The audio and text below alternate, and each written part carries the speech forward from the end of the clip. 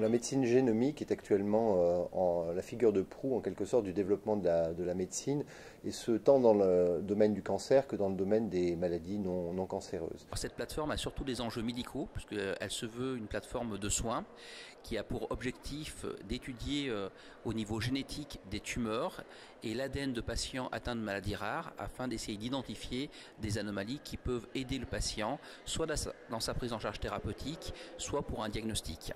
Donc l'enjeu est essentiellement médical. Ensuite, bien sûr, il y a des enjeux scientifiques, puisque nous allons amasser un certain nombre de données, et sur ces données, nous pourrons apprendre des nouvelles choses. Alors le séquençage génomique, c'est étudier l'ensemble de notre génome et lire les lettres une par une.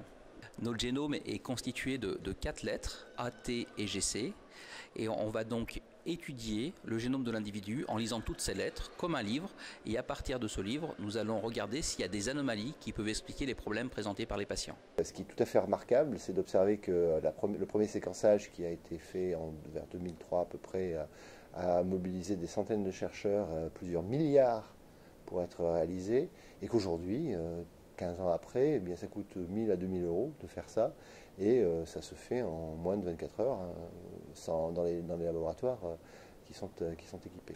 L'objectif du programme Auragen, c'est de mettre à disposition du patient français une plateforme de séquençage permettant l'analyse de l'ensemble du génome, soit constitutionnel pour les maladies génétiques, soit des cellules tumorales, avec une répartition 50-50. Chacune des plateformes, c'est l'objectif du projet France Médecine Génomique 2025, chacune des plateformes aura à charge de produire 18 000 séquences, équivalent séquences d'ADN chez les patients français. Alors, c'est un programme qui se déroule sur plusieurs années. 2 plateformes ont été identifiées tout d'abord, mais d'autres vont être identifiées à travers des appels d'offres à venir. Les 2 premières, c'est une plateforme parisienne qui associe les 2 centres de lutte contre le cancer que sont l'Institut Curie et l'Institut Gustave Roussy et l'assistance publique des hôpitaux de Paris. Et la deuxième, c'est la plateforme Auvergne-Rhône-Alpes qui associe tous les CHU, tous les CAC et des partenaires également privés dans une approche qui est presque industrielle de la question. Vis-à-vis du positionnement au niveau international, on peut dire sans exagérer que c'est unique. Alors c'est un programme à multiples facettes. La première facette est effectivement celle du soin, mais la génomique est quelque chose d'assez nouveau, et donc dans la formation, il va y avoir une formation technique, mais aussi une formation universitaire pour augmenter les compétences des personnes qui vont travailler sur ces plateformes et également qui vont se servir des résultats que nous obtiendrons sur cette plateforme.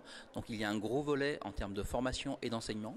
Il y a également un volet médico-économique, car comme dit au début, c'est une plateforme pilote, et l'objectif est de voir quel modèle médico-économique est le plus rentable pour étudier le génome des patients et leur rendre un service. Nous allons mettre en place une plateforme physique de type industriel sur le site de l'hôpital Édouard Herriot à Lyon, où des prélèvements potentiellement de toute la France vont arriver, de patients atteints de cancer ou de maladies rares, où nous allons séquencer, donc lire toutes les lettres du génome sur cette plateforme. Ensuite, il y aura un traitement bioinformatique de ces données, car il y a beaucoup de données complexes à gérer sur le site de Grenoble, et les médecins, les biologistes, les scientifiques aideront à l'interprétation de ces données pour un retour aux patients.